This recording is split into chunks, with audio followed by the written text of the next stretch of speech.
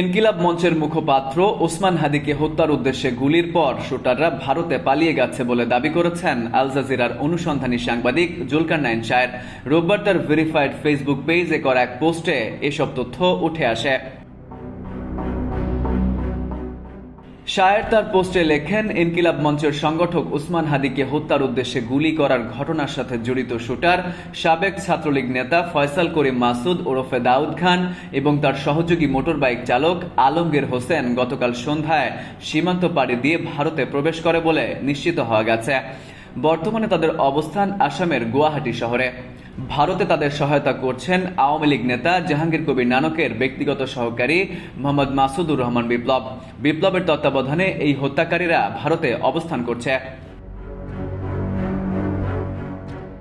শায়ের বলেন, নির্ভরযোগ্য সূত্রে জানা গেছে অত্যন্ত পরিকল্পিতভাবে এই আক্রমণ করা হয়েছে এবং আরও কয়েকটি হিট টিমের একই রকম ঘটনার পুনরাবৃত্তির পরিকল্পনা চেষ্টা রয়েছে।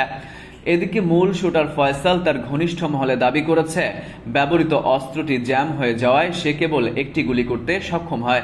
তার পরিকল্পনা ছিল 4টি গুলি করার।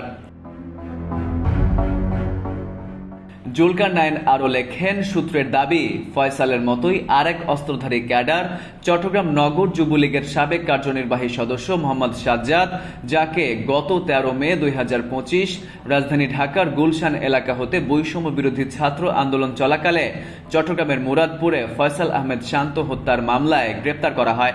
তবে 29 জুলাই 2025 সাজ্জাদ সুপ্রিম কোর্ট হতে জামিনপ্রাপ্ত হয়ে কারামুক্ত হয়েছেন।